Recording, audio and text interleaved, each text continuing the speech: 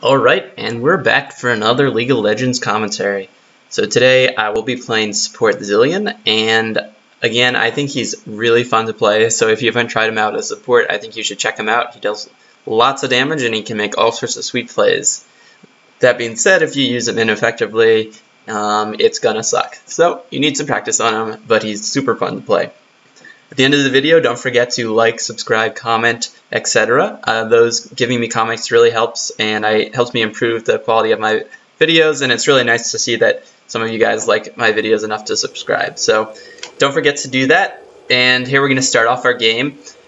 This game I started off with Magic Pen in my masteries, so that gives me extra magic damage. It's most effective all game actually, so Magic Pen is pretty strong all game, and it's pretty expensive to buy Magic Pen. It's for what it costs, it's very expensive, and you just can't get that much of it. So getting Magic Pen is one of those few masteries that it's gonna help you all game long, but particularly late game. It's excellent late game.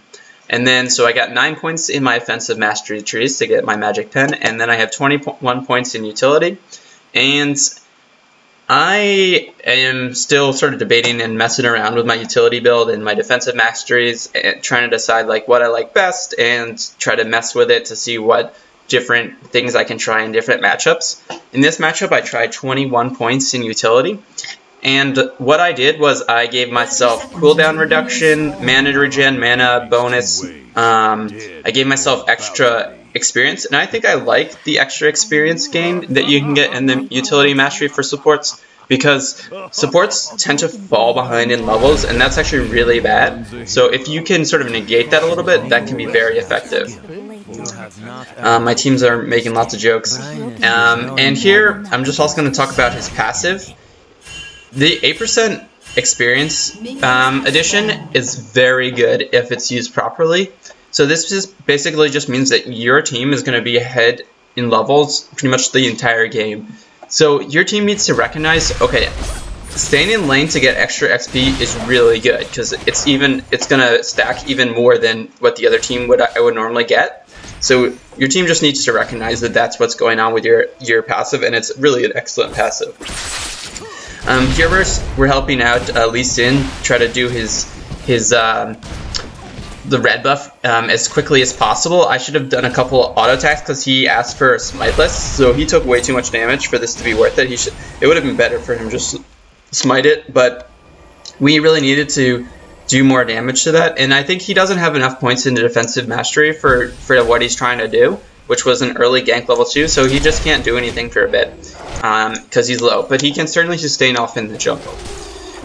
Okay, here's our matchup. We actually have a very aggressive matchup with Gray's Zilean, and what we're trying to do here is I'm just trying to harass their ranged champion, their AD carry, so that he can't CS. So I'm using the bushes. I don't run up all the way here because Tariq can just walk up and stun me and kill me. So that's what I'm trying to do. I'm trying to put bombs and use auto attacks to just make it very annoying for Varus to auto attack. And when you do that, it just makes their CS much lower. So a lot of you might be actually very good at CSing, and it is annoying and it's hard, and like it's a patience game. You just have to be patient while you're CSing. But if someone starts pressuring you, it can be very difficult. It becomes very difficult to CS, and you'll see that throughout the game. Already, you can see that my carry is ahead in CS, and that's just from zoning. And the other nice thing about doing this is it causes your lane to push. Now, pushing has its detriments in that if you push to the tower, you can get ganks much more easily. So that's why wards are very important.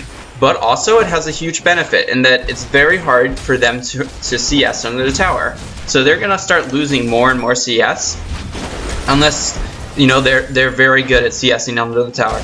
But they're still going to lose some. Like, I don't care how good they are, they're just going to lose some like that. There was no way he was going to CS that melee creep there, like, because just of the way that the tower hits work. And the other nice thing about pushing up is that it's very easy to harass once you're at the tower. So that's another thing to keep in mind. When you're under their tower, you can harass them very effectively. Now you really do need to be careful about that. So if you're playing Zilean support, if you put a bomb on them, you'll have tower aggro as soon as you go in tower within the range of the tower for 4 seconds, because that's how long the bomb lasts. So until that bomb wears off, you have to be careful. You have to just hang out outside of the tower range and just be very, very cautious about that. So again, here we pushed up, and I saw that Maokai was coming down, ping back. So if this happens, that's great. He just wastes his time, and he did get a flash, so that was a good gank. And I messed up with my bomb, and I was trying to use a health pot, but I accidentally used the ward. So that's another thing you should notice. You need to make sure you use hotkeys to use your items, because it's just a lot easier. It's like way too difficult to try to click on it when you're trying to click on enemy champions with your spells or ally champions with your spells. So using hotkeys for items is good, and using the same hotkeys consistently will really help you learn what hotkeys you need to be pressing, because you might notice, like, oh shoot, I'm not really using, here I'm trying to get exhaust off of him, and then I just exhaust Maokai to try to make it so either Graves can escape or he can get Varus, but that doesn't happen, so, you know, whatever, you know, it sucks. But so Graves just went a little too hard there, and Maokai did something smart. He came around the back while we weren't really paying attention. I wasn't paying attention, or else I would have realized, okay, Maokai didn't come up to this river again. So he's either in our jungle and just waiting to camp us, or, you know, something else. Here, I think I die, yeah. And that's just poor planning. I underestimated how much damage they could do to me. I was like, okay, Maokai, he doesn't do that much damage, because he's a tanky jungler. He's not like a really damage dealing jungler, but he did a lot of damage to me, and that's just something that you get better with learning. You know, you realize, okay, so Maokai is really strong right now, and him and Tark can just kill me, so I need to stand even farther back than I would normally stand. Like, I can't even get CS. I just try to my best to get experience, and maybe I can't even get experience. Maybe I just have to wait until it gets pushed up to my tower. So here we've already given them an advantage bottom lane. They have 2 kills on us. So Tark should have 2 assists. Let's see, here's Tark. Yep, he has 2 assists, so he's going to get his GP10 items quicker than I am. And Varus has an assist, I think. Yeah, Varus has an assist. So he's going to be ahead in gold than Graves. So they're ahead, and this is a good game to show you, like, okay, so you're behind now, what do you do in lane? The first thing you need to do is you want to freeze your creeps at tower, or you want to push them to tower with the cover of wards. So here's, it's just important, so like, to zone them so you can get ahead in XP. So you can see that we're already ahead in XP here. And then, so we're zoning, and then also to harass the enemy champion, you know, to make it difficult for them to farm or harass you. And that's basically what I'm trying to do here. I'm trying to zone Varus out of getting XP and gold. So you can see that Graves is now 11 CS ahead. He's behind in, you know, gold. We're both behind because of the 2 assists, as you can see. So, you know, like, Graves is only 70 ahead, even though he has, you know, 12 more CS or whatever. And Tarek is ahead of me in gold. You can see that he has, oh, no, he's actually behind. He must not be running gold runs. That's the only thing that I could think that that's what's going on here. So for items that you might want to consider on support Zilean, you want to get stuff like GP10, because you're not going to get any golden lane. And I've had games with Zilean where I've just, like, been able to farm because people just don't, like, go to the lanes and you know, do that correctly. And that's nice. Here Maokai's coming in for a gank, so I just speed up Graves so that it's they can't really come in on us, and then I flash away, because if he used any of his abilities, or if, you know, they stun me, then I would have just died. They have a ward here, so they see that Lee is coming in, and we really can't fight this. So, like, that's just a mistake on their part. But luckily Varus, he gets overextended, and we get a kill on him, I believe. We should get a kill, right. So once that happens, that's really good. Yeah, okay, so we get the kill on him. And he dies, that's okay. He's gonna give him red buff, which sucks. But that was just Varus overextending. And I was just autoing there. So sometimes you'll forget to auto and you won't do anything. So that's really important. And here I want to speed up Katrina. No, that's not right either. Katarina. And so that she can harass them. And this is something that is really hard to learn, but because it just takes time. But the more you play and like the more comfortable you can play, the more attention you can sort of devote to being aware of the map. So I actually knew that Katarina was coming down in this fight, and I changed my positioning so that I could do stuff still when she came down. So a lot of times like Katarina will come down, and then your team will be low, and then you'll all go back to base, and then she'll be like, well, I just came down to gank, they're all low, like you're low too, but like now you can't do anything and I can't gank either. So like if you see like Katarina come down and you know she does a ton of burst damage and she can probably clean up the team, then you can stick around. That being said, you don't want to overextend and, you know, just let them get free kills. So that's just something that you'll get better with experience, like understanding where you need to stand so that you can still sort of help out Katarina if she goes in. Katarina, yeah, I said it right. I keep saying Katrina, it's like kind of awkward that I'm saying that. But yeah, so that you can help your teammates go in. Alright, so we're back into the laning phase, and we've actually caught up now, and I'm actually baiting because I have ulti, and I want them to go on me, and I should have stayed in that bush, because I think if I had done that, then we would have gotten a kill, and I'm going to continue baiting. I see that Lee Sin has come down here, and I'm just waiting for them to stun. I should have let them stun me in this bush, but the only problem is they could probably kill me if that happened. So Lee Sin comes in, and I know like if they try to kill me, they're just gonna die. So that's just what I'm thinking. It would have been way better if, you know, Graves had hit his ulti and on Varus, but you know it doesn't always work that way. And here, it's just you have to understand who to speed up, and the best person to speed up is either to speed up Lee Sin, because he's the one that's going to be able to reach him fastest. So I'm trying to make sure I get my E on him. But when like people stack up on you, it's like really hard to click on them correctly. You can try clicking on their porches. That's another thing you can do. And I'm just trying to get here, trying to get an auto attack off so that he doesn't deny himself on turret. So once I get an auto attack, I'm like, okay, I'm good. I don't need to waste my time anymore doing this. And what Tariq did was pretty smart. He tried to waste their time. He wasn't getting away. Like, he wasn't going to be faster than, you know, a sped up Lee Sin, and he just wasted our time.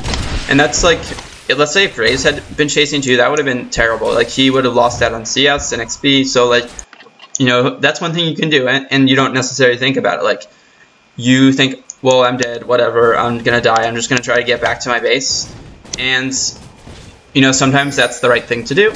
You know, like, if you can do some nice jukes and you can get out of the way, but like sometimes you should realize, okay, they're faster than me, there's not really anywhere I can juke around here, and the best thing I can hope for is to, you know, get back to waste their time. Alright, so now you can see that as we start getting ahead in, you know, experience and gold items and things like that, we can really start putting more and more pressure on. And there again, we baited. We get Tariq, and this was just us choosing the wrong targets. Lee went in, that's okay. And I don't have enough. Oh, I did have enough mana for ulti, so I just ultied Lee so that he could get away.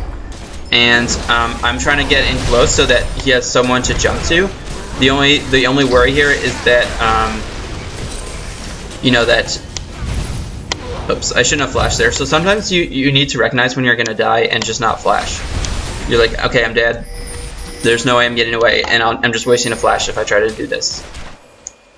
But yeah, so basically, I know what Lee's trying to do. He's trying to, once he gets revived, he wants to run in it and jump to one of our teammates. So like, you have to give him someone to jump to.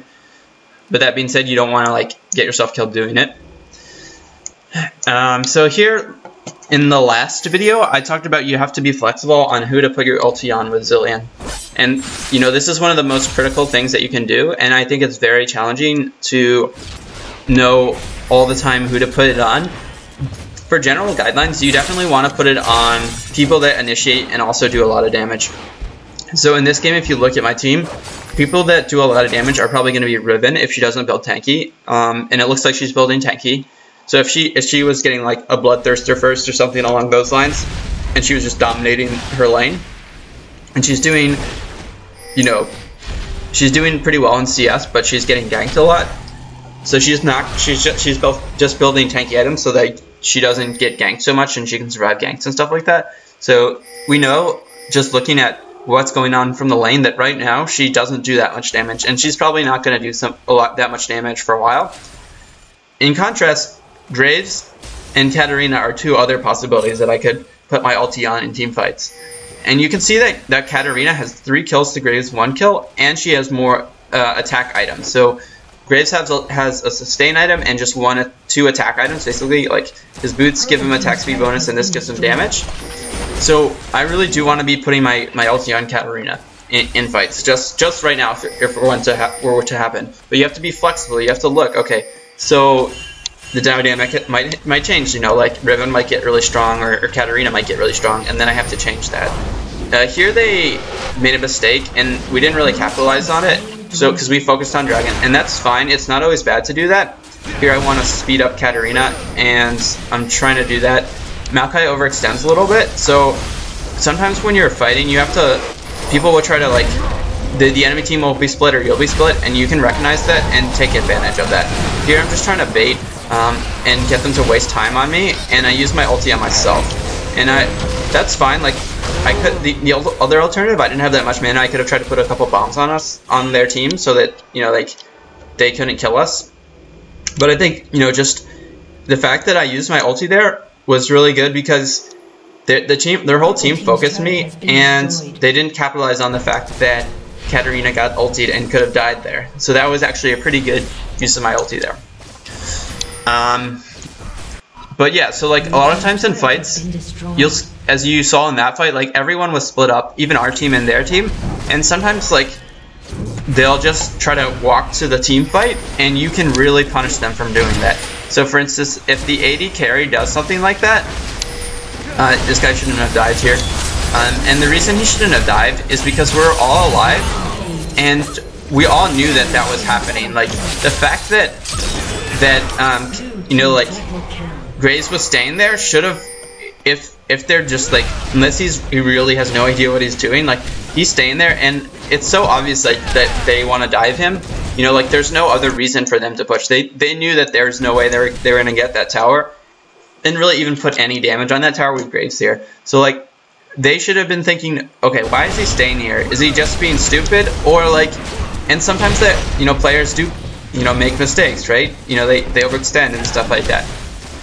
But, like, if they have a bit of time to think about it, you know, like, if they have, like, plenty of time to think about what's going on, and, you know, like, you don't know where the other team is, too, then you should start getting suspicious. You should be like, okay, maybe he's just making a mistake, or maybe he's trying to trap us. And, you know, understanding that distinction, like, okay, look, they made a mistake, we need to capitalize that. That's how you win games. You know, the other team makes a mistake and you capitalize it. If no one makes a mistake, really nothing's going to happen in the game. Unless you, like, they like, made a mistake in, like, the champion select stage. In the actual gameplay stage, you know, you have to capitalize on player mistakes. Because players will make mistakes and you need to capitalize on that. But sometimes, you know, like, they're not making a mistake, and you shouldn't just assume that your opponent has no idea what he's doing. You know, you have to think, okay, why would he do this? Like, what is, like, his goal in doing this, and how can I capitalize on that? Okay, so now getting, you know, more back to the game. What we're looking to do here is secure objectives. Now, the next set of objectives is going to be much more difficult to secure. We took down Dragon, like, pretty recently. Dragon shouldn't be up for, I don't know, maybe another, like, 3 or 4 minutes, because we took him down, and we really do want to secure objectives. And the way we're going to do that is by catching people overextend. So, for instance, they went in for a gank, but we counter-ganked them, and that's one way you can do that. Another way you can set these situations up is starting to ward pretty deep into their jungle. Now, warding deep into the jungle is really risky, so you need to make sure you have an idea of where they are before you do it. But let's say once we get here and here, these 2 wards, and, you know, a little bit deeper here and here, once we have these wards, we'll have all their jungle spawns covered. So, like, once it's here and here, we know if they're going to wolves or blue. If it's here, we can know if they're going to go to wraiths or lizard. And if it's here, we can know if they're going to double golems. So if you have, I said this spot too. This spot's pretty good. So if you have these spots warded here and here, you can keep a good track of exactly what the enemy team is doing, and that lets you push with confidence. So we can start securing these turrets, which are very difficult to get if the other team is paying attention and knows what they're doing. After you get these turrets, you want to get an inhib, and the same reasoning applies. The only thing that really changes after the second tier of towers is down is that Baron starts to get added to your calculations. Baron's very powerful. He makes sieging towers much easier. So like you can take a little damage, like take a little bit of a poke, and then you'll just regen it up with Baron. You can use your spells to harass and regen that up with Baron.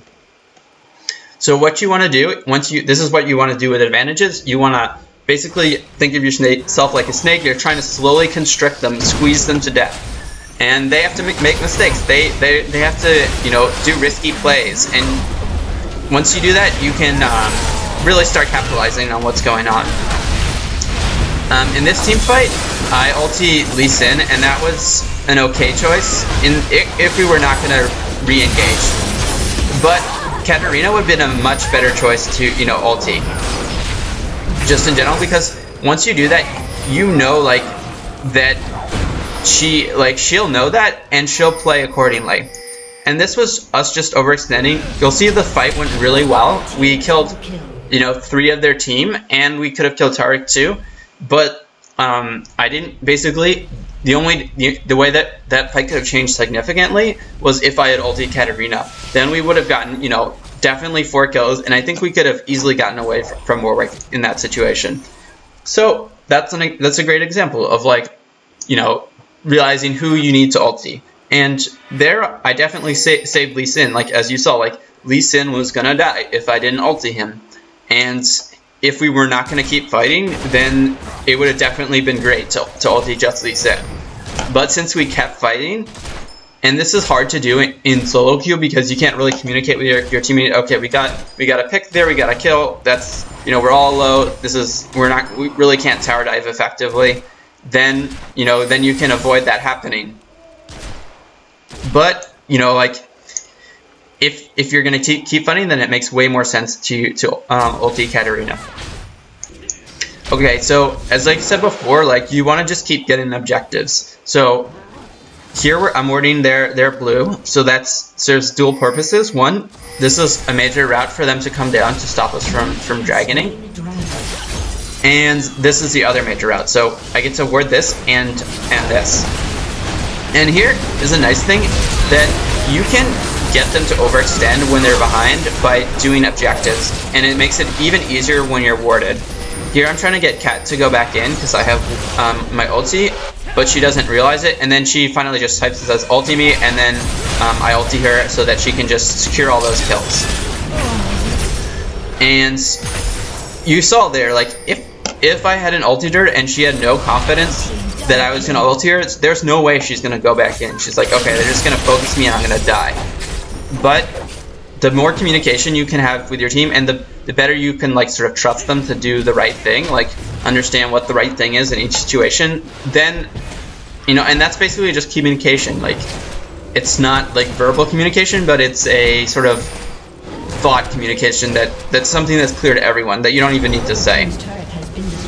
Then you can start making better plays, or really different plays than you could normally. We really do need to keep running. You can't just back in the middle here, especially with a Warwick. And Warwick ultis me multiple times, and this is a case that happens pretty often.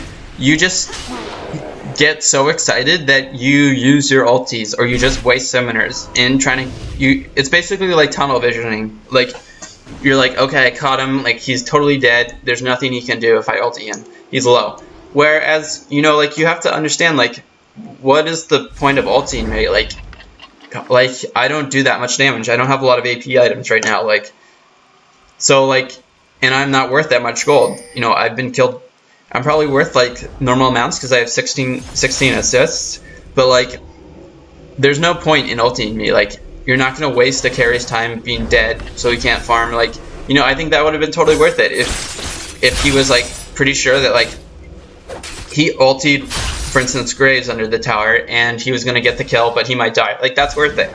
But, and this happens in multiple games, like trying to trade yourself for the carry when, or sorry, the support, when the support has like GP10 items, the support like doesn't need to farm, he's not going to farm, and you're trading your time for their time, and their time isn't worth that much, like, and your time is worth a lot. Like, you could be farming lanes, you could be getting farther ahead, you're probably higher level, so if you trade, you know, the other team's going to get a lot more experience from your death.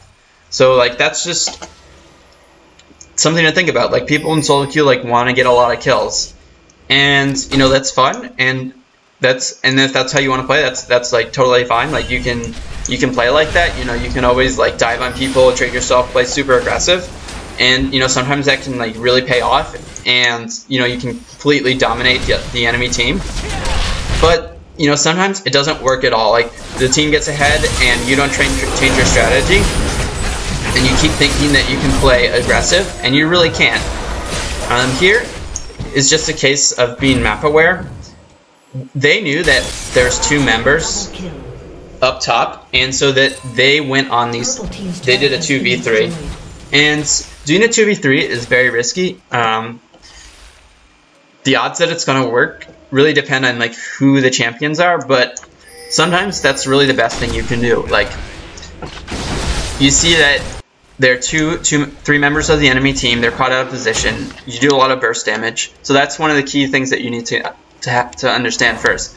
Alright, do I have enough burst damage to kill them? And if you don't, you know, like, if you don't have enough burst damage, then it's not a good idea. And the reason for this is, the longer, you know, a 2v3 goes on, the more damage the other side can do to you, and the less health you have. So you could just think of yourself as one entity. You can think of your two players you're the sum of your health and damage. So for instance, let's say Katarina and Zilean want to go in. She has, you know, like, see, I'd say she has like about 3,000 effective health. Taking into account her armor and magic resist, you know, she has basically a little bit over 3,000 effective health in magic resist and a little under 3,000 effective health in armor. And Zilean has, let's see what Zilean has. Zilean has probably, you know, like 3,500, you know, 4,000, something like that in effective health. He has probably more than 4,000 effective health in armor, and you know, probably about 3,300, 3,200 effective health in magic resist. And here, they're trying to face up against, you know, magic resistor armor, and then you just take that into account, you compare it to the other team, and you can calculate it. You know, you don't have to be super accurate about it, but you know, you can get a general idea. This could have been like really bad for us, but we were like very far ahead, so forcing Baron fights is a great way to finish off the game. It's risky in that, you know, if they all attack you at the same time and really have great coordination, you're just gonna die. But at the same time, if they don't have great coordination, you know, they take a while to get there and you just get the Baron, then you can push down the turrets. Or if you're like far ahead and they try to fight you, you can just turn around and kill them. So like, pushing this tower is very difficult if, you know, you're relatively close. Like, if you're like super far ahead, it's easy. It's a joke. You just like walk up to it, shoot it like so it's like half health, then you back out, and you just keep doing that, and they can't really stop you, and you get free hits that way. But if you're not like super far ahead, you can sort of do these plays that aren't super risky. So here we just, again, like I said, I wanted to ulti Katarina, and I think I only don't do that a couple times in these general fights, and she's definitely the right choice, because she goes in, like, she's gonna dive on people, and, yeah, so he's gonna die here. There's, like, very little way that he can survive this. I'm trying to help him, and I die for that, but that's okay. And we could have fought there. It would have been an easy kill, and that was just, a mistake on their part for overextending. Now, if you look at this game also, you'll notice that I'm much more effective than Tariq. Tariq isn't, you know, like he's behind me in levels, but it isn't just that like I'm better than him at playing support or something like that, or like I had a better AD carry than him, because like they were winning in the lane. But what really, as you, like in the first like 5-10 minutes, you know, they were up like kills and assists and up in gold, but we're still winning, and that has to do with team fights. And I know that Katarina is like she's very good in this game, and you know she's also very good stacked with my ulti, so that like that's a team combination. But like also like what I'm doing versus what they're doing is much, as in what Tariq is doing, is much more effective.